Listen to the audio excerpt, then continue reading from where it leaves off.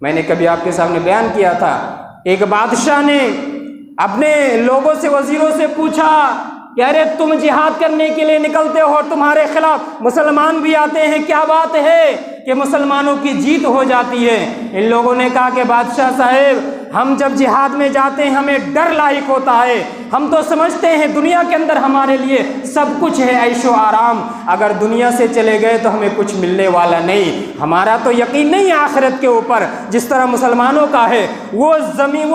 زمین پر جب جہاد کے لیے کودتے ہیں، نکلتے ہیں، یہ دل و دماغ میں بٹھا کر کے کہ اگر ہم جیتے، ہماری جیت ہوئی تو کلمہ لا الہ الا اللہ اونچا ہوگا، بلند ہوگا، اور اگر ہم شہید ہو گئے اللہ کے پاس جا کر کے ہمیں جنت نصیب ہوگی۔ اس لیے ہم ان کے سامنے مقابلہ نہیں کر پاتے ہیں، ان کے اندر یہ قوت اور یہ طاقت اور یہ جذبہ ہے، ہم لڑے تو کیسے لڑے ان کے ساتھ؟ اس لیے میرے بھائی اور دوستوں، مسلمانوں کو مضبوط بناتا ہے، طاقتور بناتا ہے، بہادر بناتا ہے یہ لا الہ الا اللہ۔ اس لیے مکہ کے کافرین، مکہ کے مشرکین، ان کے سامنے جب لا الہ الا اللہ کہا گیا کہ پڑھو، یہ پڑھنے کے لیے تیار نہیں ہے، جانتے تھے کہ یہ لات، عزا، منات، ہبل، یہ جتنے بھی بت ہیں ان کی عبادت کو ہمیں چھوڑنا پڑے گا۔ سورہ صافات سورہ نمبر 37 آیت نمبر 35، انہم کانوا اذا قیل لہم لا الہ الا اللہ یستکبرون، جب ان لوگوں کے سامنے یہ کہا جاتا تھا لا الہ الا اللہ، یعنی جب یہ کہا جاتا تھا اللہ کے سوا کوئی معبود نہیں، اللہ کے سوا کوئی پرستش کے لائق نہیں، اللہ کے سوا کوئی پوجا کے لائق نہیں، یا اس کا معنی آپ کر سکتے ہیں جب ان کے سامنے یہ بیان کیا جاتا تھا،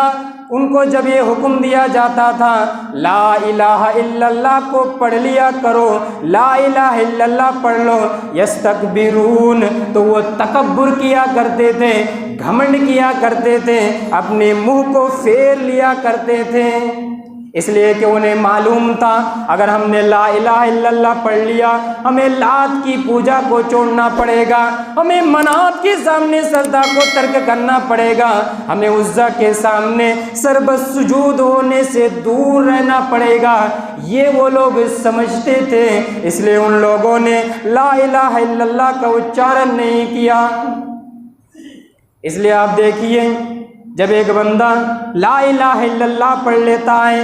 جب ایک بندہ اپنے دل سے یہ اقرار کر لیتا ہے لا الہ الا اللہ، اللہ کے سوا کوئی معبود نہیں، اللہ کے سوا کوئی پرستش کے لائق نہیں، تو اس کا خون اور اس کا مال یہ سب کے سب حرام ہو جاتے ہیں۔ مطلب کیا ہے؟ یعنی اگر ایک بندہ جب لا الہ الا اللہ پڑھ لیتا ہے، اب اگر کسی وجہ سے اگر جہاد کرنا پڑے اس بندے کے ساتھ اب جہاد نہیں کر سکتے، اس بندے کے مال کو آپ مال غنیمت نہیں بنا سکتے۔ نبی صلی اللہ علیہ وسلم کی حدیث ہے، صحیح مسلم حدیث نمبر 23، نبی صلی اللہ علیہ وسلم نے بیان فرمایا من قال لا الہ الا اللہ، جس نے اپنی زبان سے لا الہ الا اللہ پڑھ لیا، وکفر بما یعبد من دون اللہ، اور اللہ کے سوا جن معبودوں کو بھی عبادت کی جاتی ہے، جن چیزوں کی بھی عبادت کی جاتی ہے، ان تمام کی تمام چیزوں کو جس نے انکار کر دیا، اسویکار کر دیا، حرم مالہ و دمہ، اب حرم و مالہ و دمہ، اس کا مال اور اس کا خون حرام ہو جاتا ہے، وحسابہ علی اللہ، اور اس کا حساب اللہ کے اوپر ہو جاتا ہے۔ یعنی ایک بندہ جب لا الہ الا اللہ پڑھ لے تو آپ یہ نہیں کہہ سکتے کہ ارے اس نے دل سے نہیں پڑھا ہے، دل سے نہیں پڑھا ہے، اوپر اوپر پڑھا ہے، آپ یہ نہیں کہہ سکتے۔ لا الہ الا اللہ اگر پڑھ لیا اس کا مال، اس کا خون حرام ہو گیا، اب آپ اس کے ساتھ جہاد نہیں کر سکتے۔ صحیح مسلم کی ایک حدیث ہے، مشہور و معروف حدیث، ایک مرتبہ جنگ میں ایک صحابی ایک کافر کو مارنے جا رہے ہیں، ایسی حالت میں وہ کافر کہہ رہا ہے کہ لا الہ الا اللہ، اب اس کے باوجود وہ صحابی اس کو قتل کر دیتے ہیں۔ نبی صلی اللہ علیہ وسلم غصہ ہوتے ہیں اور نبی صلی اللہ علیہ وسلم ڈانٹتے ہیں جب وہ صحابی کہتا ہے اللہ کے نبی میں جب اس کو مارنے کے لیے میں جب آگے بڑھا تو وہ اپنی جان کو بچانے کے لیے لا الہ الا اللہ پڑھا۔ اللہ کے نبی نے کہا کہ کیا تم نے اس کے سینہ کو چاک کر کے دیکھا تھا؟ کیا تم نے اس کے دھڑکن کو، دل کو چاک کر کے، چیر کر کے دیکھا تھا کہ اس نے ڈر کے مارے کہا تھا یا اصل میں کہا تھا، دل سے کہا تھا؟ یعنی لا الہ الا اللہ اگر کوئی پڑھ لیا وہ مسلمان ہو گیا، اس کا خون، اس کا مال حرام ہو جاتا ہے، اس کے ساتھ آپ جہاد نہیں کر سکتے، اس کا حساب اللہ کے اوپر ہے۔ اگر وہ کوئی گناہ کرتا ہے، کوئی پاپ کرتا ہے تو اس کا حساب اللہ تعالیٰ کرے گا، لیکن کوئی لا الہ الا اللہ پڑھنے والا ہے، ہم اسے کافر نہیں کہہ سکتے، ہم اسے کافر نہیں کہہ سکتے، ہم اس کو اسلام کے دائرے سے خارج نہیں کر سکتے۔ اس لیے آپ دیکھیں گے اہل حدیث علماء اکرام کے درمیان کہ دوسرے فرقہ کے لوگوں کو کبھی کافر نہیں کہتے ہیں۔ کافر کا لفظ کہنا بڑا خطرناک ہے۔ آپ کسی کے اوپر کافر کا فتویٰ ایسے ہی نہیں دے سکتے،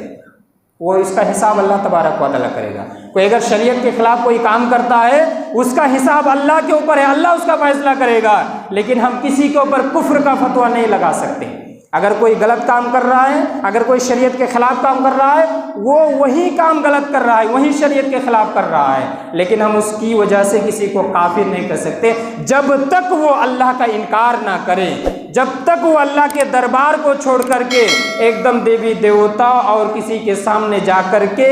بالکل اللہ کا انکار کر کے کسی کو ماننے نہ لگ جائے، تب تک ہم اس کو کافر نہیں کر سکتے۔ کفر بواح جسے کہا جاتا ہے، واضح طور پر کفر، کلیئر کٹ کفر جو کرنے لگ جائے اس کو آپ کافر کہہ سکتے ہیں، ورنہ آپ لا الہ الا اللہ کلمہ پڑھنے والے کو کافر نہیں کہہ سکتے۔ کہنے کا مطلب یہ ہے کہ لا الہ الا اللہ اتنا معمولی کلمہ نہیں ہے جتنا ہم سمجھتے ہیں کہ لا الہ الا اللہ وہ فقیر کا کلمہ ہے، دربار میں آئے گا فقیر، دروازے پر آئے گا، لا الہ الا اللہ پڑھے گا اور ہم تھوڑا بھیک دے دیں گے بس ہو جائے گا۔ نہیں، لا الہ الا اللہ بڑا سنگرامی کلمہ ہے، لیکن افسوس کی بات ہے کہ آج تک ہم لا الہ الا اللہ کا اصل معنی، مفہوم اور مطلب نہیں سمجھ پائے۔ اسی وجہ سے میں یہ قسط وار، سلسلہ وار تقریر آپ کے سامنے کر رہا ہوں کہ اس کے ذریعے سے کچھ نہ کچھ آپ کے ذہن و دماغ میں لا الہ الا اللہ کا معنی مطلب بیٹھ جائے گا۔ یہ تو آج ہوا لا الہ، اللہ کے سوا کوئی معبود نہیں، اللہ کے سوا کوئی معبود نہیں، یہ انکار کرنا ہے۔ الا اللہ، اللہ ہی معبود ہے، اس کی بھی تفسیر ہے، اس کی بھی تفصیل اور ویاخیا ہے کہ اللہ ہی معبود ہے۔ اس کو جب ہم نے مان لیا تو ہمیں کیا کرنا پڑے گا، انشاءاللہ آپ کے سامنے وہ بیان کیا جائے گا۔